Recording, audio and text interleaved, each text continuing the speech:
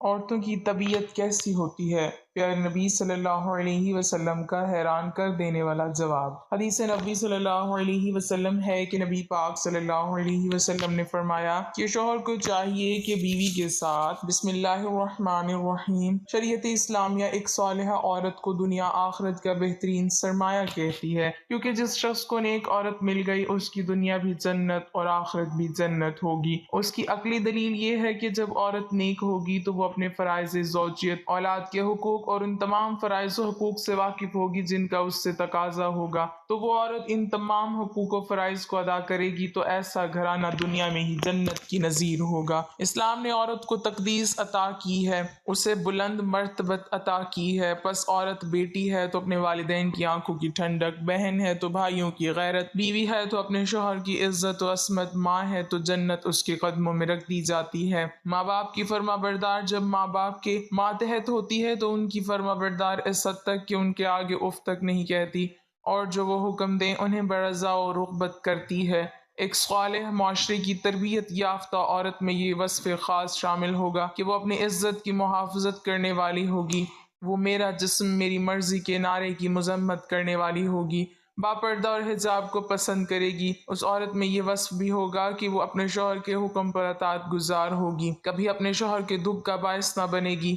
حضرت ابو طلحہ رضی اللہ تعالیٰ عنہ گھر سے سفر کے لیے روانہ ہونے لگے تو بیٹا گھر میں شدید علیل تھا۔ واپس آئے تو بیٹا وفات پا چکا تھا، تو ان کی اہلیہ نے سوچا کہ میرے خامن تھکے ہوئے آئیں گے تو میں آتے ہی انہیں یہ خبر نہ دوں گی۔ حضرت ابو طلحہ آئے، اہلیہ نے کھانا پیش کیا، انہوں نے بیٹے کے متعلق پوچھا تو فرمایا ہمارا بیٹا اب سکون میں ہے۔ حق کی زوجیت ادا کیے، رات گزر جانے کے بعد اپنے شوہر کو بتایا۔ رسول اللہ صلی اللہ علیہ وسلم کو اس عورت کا یہ عمل بہت پسند آیا۔ صحیح صالحہ عورت خود اپنی تعمیر و تذکیر کے ساتھ ساتھ اپنے بچوں کی بہترین مربیہ ہوتی ہے، انہیں آداب و اخلاق سکھاتی ہے، دینی تعلیم سے مالا مال کرتی ہے، جیسے سیدہ فاطمہ رضی اللہ تعالیٰ عنہ اور دیگر صحابیات کی مثال ہے کہ انہوں نے اپنے بچوں کی تربیت اس نہج پر کی کہ بچپن میں ہی بڑوں والا کردار ادا کرنے لگے۔ اس سلسلے میں حضرت عبد القادر جیلانی کی والدہ کی تربیت قابل تذکیر کہ کیسے انہوں نے اپنے بیٹے کو سچ بولنے کی تلقین کی، اور اس بچے کے سچ بولنے سے کتنے لوگ ہدایت یافتہ ہوئے۔ حدیث رسول صلی اللہ علیہ وسلم کے مطابق جنت کی حقدار عورت جس میں 4 اوصاف ہوں۔ آپ صلی اللہ علیہ وسلم نے فرمایا جب کوئی عورت نماز پنجگانہ ادا کرے، رمضان کے روزے رکھے، اپنے شوہر کی فرما برداری کرے اور اپنی شرمگاہ کی حفاظت، ایسی عورت کے سامنے جنت کی 8 دروازے کھول دیے جائیں گے جس میں چاہے داخل ہو جائے۔ اللہ تعالیٰ اپنی کتاب قرآن میں کچھ ایسی عورتوں کی تذکری کرتے ہیں جن کا حیا اور ایمان مثالی ہے۔ سیدہ مریم علیہ السلام بنت عمران جن کا اپنی عزت کی حفاظت کرنا اللہ کو اتنا پسند آیا کہ ان کی گواہی میں نوملود کو قوت گویائی عطا کی۔ سیدہ عائشہ رضی اللہ تعالیٰ عنہا جن پر تہمت لگی تو خود رب رحمان نے شہادت دی ان ھذا بہتان عظیم۔ سیدنا شعیب علیہ السلام کی نور نظر قرآن ان کے چلنے کے انداز کو حیا کی چال قرار دیتے ہوئے عرض کرتا ہے وہ چلی تو حیا کے ساتھ چلی۔ حضرت ابو ہریرہ رضی اللہ تعالیٰ عنہ بیان کرتے ہیں کہ حضور نبی اکرم صلی اللہ علیہ وسلم کی بارگاہ میں حضرت جبرائیل علیہ السلام آ کر عرض گزار ہوئے یا رسول اللہ یہ خدیجہ ہیں جو ایک برتن لے کر آ رہی ہیں جس میں سالن اور کھانے پینے کی چیزیں ہیں، جب یہ آپ کے پاس آئیں تو انہیں ان کے رب کا اور میرا سلام کہیے، اور انہیں جنت میں موتیوں کی محل کی بشارت دے دیجیے جس میں نہ کوئی شور ہوگا اور نہ کوئی تکلیف ہوگی۔ یہ حدیث متفق علیہ ہے۔ بخاری و مسلم میں ایک عورت کا تذکرہ ہے کہ وہ مرگی کے دورے کے باوجود باپردہ رہتی تھی۔ ایک دن رسول اللہ صلی اللہ علیہ وسلم سے کہنے لگی آپ صلی اللہ علیہ وسلم اللہ سے دعا کریں کہ میں شفا یاب ہو جاؤں۔ آپ صلی اللہ علیہ وسلم نے فرمایا یا تو اللہ سے جنت طلب کرو یا شفا یاب ہو جاؤ۔ عرض کرنے لگی مجھے مرگی کا دورہ پڑتا ہے، جب دورہ پڑتا ہے تو میرا پردہ نہیں سلامت رہتا۔ آپ صلی اللہ علیہ وسلم نے دعا فرمائی۔ آپ صلی اللہ علیہ وسلم کی دعا کے بعد کئی سال یہ عورت زندہ رہی اور مرگی کا دورہ پڑتا رہا مگر کبھی بھی اس کا پردہ نہ کھلا۔ اللہ تعالیٰ نے اس نیک خاتون کے پردے کی خود ذمہ داریاں لے لیں۔ بے شک مسلمان مرد اور مسلمان عورتیں اور ایمان والے اور ایمان والیاں اور فرما بردار اور فرما برداریں اور سچے ہنسیاں اور صبر والے اور صبر والیاں اور عاجزی کرنے والے اور عاجزی کرنے والیاں اور خیرات کرنے والے اور خیرات کرنے والیاں اور روزے والے اور روزے والیاں اور اپنی پارسائی نگاہ رکھنے والے اور نگاہ رکھنے والیاں اور اللہ کو بہت یاد کرنے والے اور یاد کرنے والیاں، ان سب کے لیے اللہ نے بخشش اور بڑا ثواب تیار کر رکھا ہے۔ بس لمحات و حالات موجودات بھی ایسی عورت کا تقاضا کرتے ہیں جو اپنے علم و تقوی، حیا، اخلاق و کردار میں ایسی محسنہ ہو کہ نہ صرف اس کے کردار کے اثرات اس پر نظر آئے بلکہ ساری معاشرت اس کے مینار نور سے روشن ہوں۔ عورت کا اصل حسن اور اس کا زیور اس کی شرم و حیا اور باپردہ رہنا ہے۔ اگر عورت اپنی شرم و حیا کی چادر کو اتار دے تو اس کے پاس کچھ باقی نہیں بچتا۔ شرم و حیا عورت کا زیور ہونے کے ساتھ ساتھ بہت بڑی نعمت بھی ہے۔ احادیث مبارکہ میں حیا کو ایمان کا شعبہ قرار دیا گیا ہے۔ حیا انسان کا فطری جذبہ ہے اور حیا کا مطلب یہی بیان کیا جاتا ہے کہ انسان خود جس حالت میں دیکھا جانا پسند نہ کرے اس سے بچنے کی کوشش کرے۔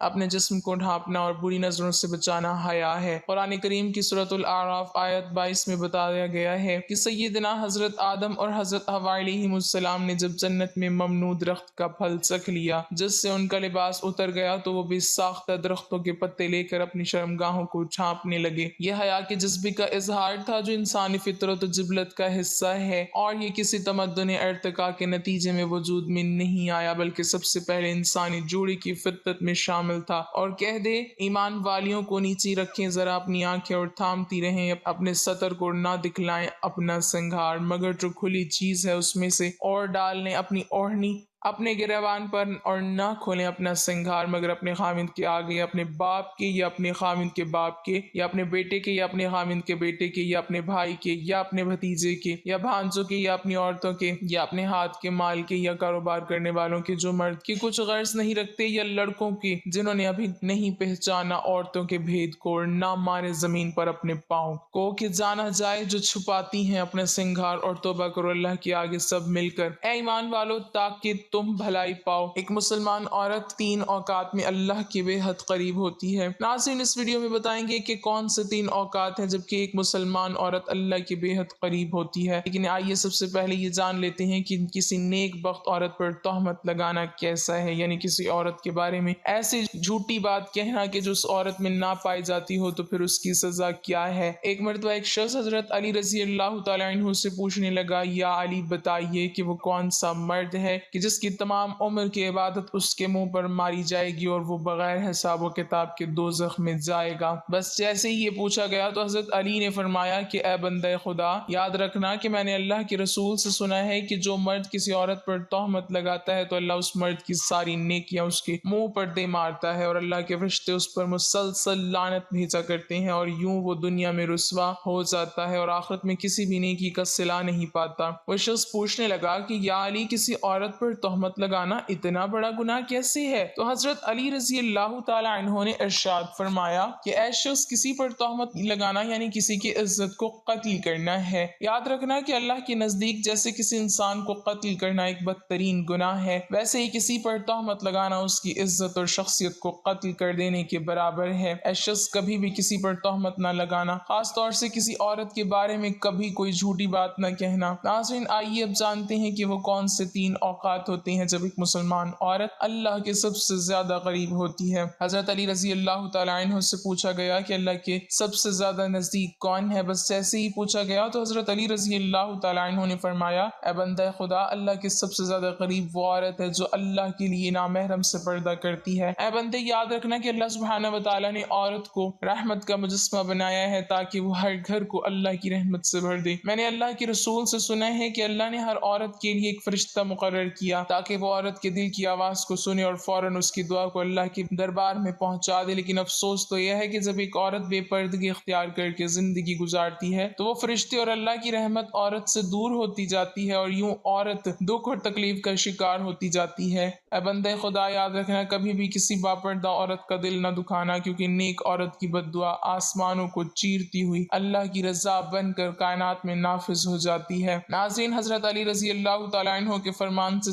ثابت ہے کہ عورت جب باپردہ حالت میں ہوتی ہے تو وہ اللہ کے بے حد قریب ہوتی ہے۔ ناظرین اکرام، ایک عورت کا اللہ کے قریب ہونے کا دوسرا وقت وہ ہوتا ہے جب وہ پردے کی حالت میں رہتے ہوئے اپنے گھر کے اندر نماز ادا کرتی ہے۔ ایک مرتبہ ام حمید رضی اللہ تعالی عنہ رسول اللہ صلی اللہ علیہ وسلم کے پاس آئیں، کہتی ہے یا رسول اللہ صلی اللہ علیہ وسلم، میرا جی چاہتا ہے کہ میں آپ کے ساتھ نماز پڑھوں۔ سوچے اس سے بڑی کوئی اور تمنا یا اس سے بڑی کوئی خواہش ہو سکتی ہے؟ رسول اللہ صلی اللہ علیہ وسلم کی امامت میں نماز پڑھنے کا موقع مل جائے، اس سے بڑا بھی کوئی خوش نصیب ہو سکتا ہے؟ رسول اللہ صلی اللہ علیہ وسلم نے فرمایا، میں جانتا ہوں کہ تم میرے ساتھ نماز پڑھنے کو پسند کرتی ہو، لیکن رسول اللہ صلی اللہ علیہ وسلم نے فرمایا جو تم اپنے دار میں یعنی اپنے گھر میں نماز پڑھو گی وہ کسی مسجد میں جا کر پڑھی جانے والی نماز سے بہتر ہے۔ رسول اللہ صلی اللہ علیہ وسلم نے فرمایا، چھپ کے جو عورت نماز پڑھے گی وہ سب سے بہتر ہوگی۔ ام حمید رضی اللہ تعالی عنہ نے جب یہ بات سنی تو وہ واپس چلی گئی۔ انہوں نے اپنے گھر کے کونے میں نماز کی جگہ مختص کی جہاں اندھیرا تھا، جہاں کسی کی نظر بھی نہیں پہنچتی تھی۔ رسول اللہ صلی اللہ علیہ وسلم کی صحابیہ پھر وہاں ہی نماز پڑھا کرتی تھی یہاں تک کہ وہ اپنے رب کے پاس چلی گئی۔ ناظرین، ثابت ہوا کہ جب ایک عورت اپنے گھر کے کمرے کے اندر حضور سجدہ ریز ہوتی ہے تو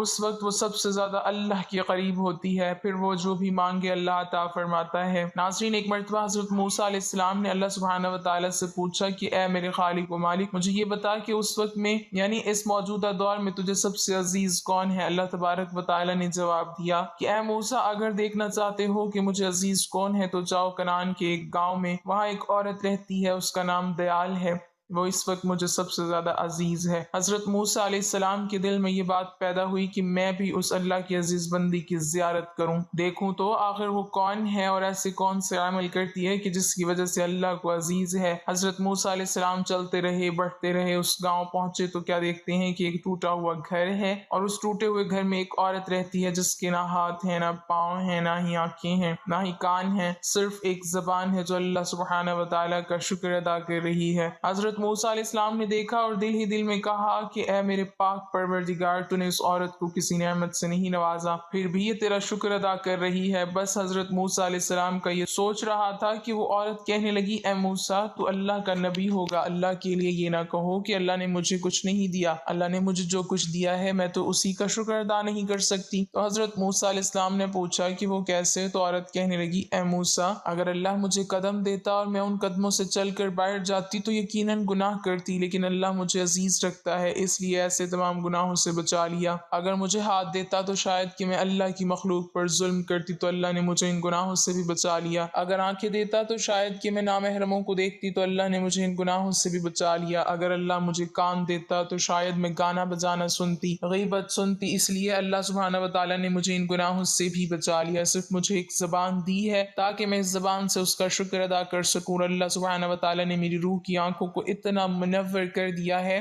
کہ میں نے کبھی تمہیں دیکھا ہی نہیں، پھر بھی میں تجھے پہچانتی ہوں، تو بتاؤ کہ میں اس کریم اور رحیم اللہ کا شکر کیوں نہ ادا کروں۔ تو ناظرین، یہ سب سن کر حضرت موسیٰ علیہ السلام رونے لگے اور کہنے لگے کہ تمہارا ایمان تمہیں اللہ کے قریب کرتا ہے۔ تو ثابت ہوا کہ اگر اللہ کسی عورت پر کوئی آزمائش ڈالتا ہے تو اسے چاہیے کہ اس آزمائش پر راضی ہو جائے اور ہمیشہ اللہ کا شکر بجا لائے، کیونکہ ایسی عورت جو آزمائشوں کے باوجود اللہ کی شکر گزار ہوگی، پھر یہی وہ وقت ہے جب وہ اللہ کے بے حد قریب ہو جاتی ہے۔ احادیث مبارکہ میں عورتوں کے بیان کردہ اوصاف کی 3 قسمیں ہیں۔ اس میں سے پہلی قسم کی عورت جن اوصاف کی حامل ہوگی وہ یہ ہیں: وہ عورت نرم خو ہو، نرم مزاج ہو، بردبار ہو، عفیفہ ہو یعنی پاک دامن ہو، وہ عورت مسلمان ہو، اپنے شوہر سے بہت محبت کرنے والی ہو، وہ عورت زمانے کے حوادثات کے مقابلے میں اپنے شوہر کی مددگار ہو مگر شوہر کے مقابلے میں حوادث زمانہ کی مددگار نہ ہو۔ عفیفہ اور پاک دامن ہونا یہ عورت کا وصف ہے اور سب سے اونچا وصف ہے جس کا قرآن کریم نے بھی ذکر فرمایا ہے۔ نیک عورتیں فرما بردار ہوتی ہیں، مرد کی غیر موجودگی میں اللہ کی دی ہوئی حفاظت سے اس کے حقوق کی حفاظت کرتی ہیں۔ دوسرا وصف قرآن کریم نے ذکر فرمایا کہ وہ شوہر کی غیر حاضری میں خیانت نہیں کرتی بلکہ اپنی عزت و آبرو کی اور شوہر کے مال و اولاد کی حفاظت کرتی ہیں، اس لیے اللہ تعالیٰ نے ان پر حفاظت کا پردہ ڈال رکھا ہے۔ نبی اکرم صلی اللہ علیہ وسلم کا ارشاد گرامی ہے، عورت کو اللہ نے نگہبان فرمایا ہے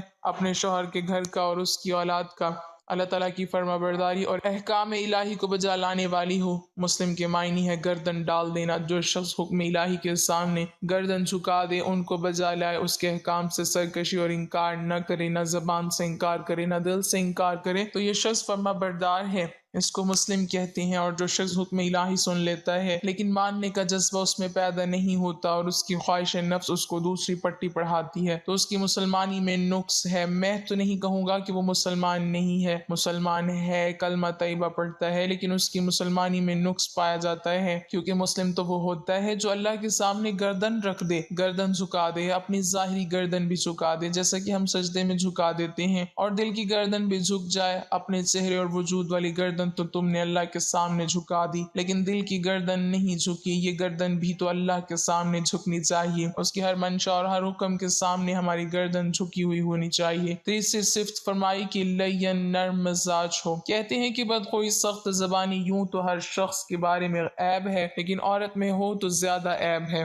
آدمی کو کبھی درشت خو، بد مزاج، اکھڑ طبیعت اور سختی کے ساتھ بات کرنے والا نہیں ہونا چاہیے۔ فطرت کو ناپسند ہے سختی، زبان میں رکھی نہ اس لیے ہڈی، زبان میں ہڈی سخت ہوتی ہے، اللہ تعالیٰ نے دوسرے تمام اعضاء میں رکھی ہوئی ہے، زبان میں نہیں رکھی۔ زبان کا نرم ہونا اللہ کو پسند ہے، فطرت نرمی کو چاہتی ہے، اور خاتون خانہ کی زبان تو بطور خاص بالکل ہی نرم ہونی چاہیے۔ حدیث شریف میں فرمایا ہے اللہ تعالیٰ خود بھی نرمی کرنے والے ہیں اور نرمی کو پسند فرماتے ہیں۔ اللہ تعالیٰ نرمی پر وہ چیز عطا فرماتے ہیں جو سختی پر عطا نہیں فرماتے۔ حق تعالیٰ شانہ کی رحمت نرمی سے کام لینے والے آدمی پر جس طرح متوجہ ہوتی ہے، سختی سے کام لینے والے پر متوجہ نہیں ہوتی۔ چنانچہ عورت کو نرم خو، نرم مزاج اور دھیمے مزاج والی ہونا چاہیے۔ مرد و عورت کی زبان کب نرم و سخت ہوتی ہے؟ ایک بزرگ فرماتے ہیں کہ مرد اور عورت میں یہ فرق ہے کہ شروع میں مرد کی زبان سخت ہوتی ہے اور عورت کی زبان نرم ہوتی ہے۔ جو عمر بڑھتی جاتی ہے، مرد کی زبان نرم ہوتی جاتی ہے اور عورت کی زبان سخت ہوتی جاتی ہے۔ یہ عجیب تجربہ بتایا ہے کہ عمر کا بڑھنا آدمی کے مزاج کے ساتھ اس کی زبان کو بھی نرم کر دیتا ہے، اور عورت کی عمر کا بڑھنا اس کے مزاج اور زبان کو بھی سخت کر دیتا ہے۔ نوجوانی کے زمانے میں عورت جیسی نرم مزاج، شیریں زبان ہوتی ہے،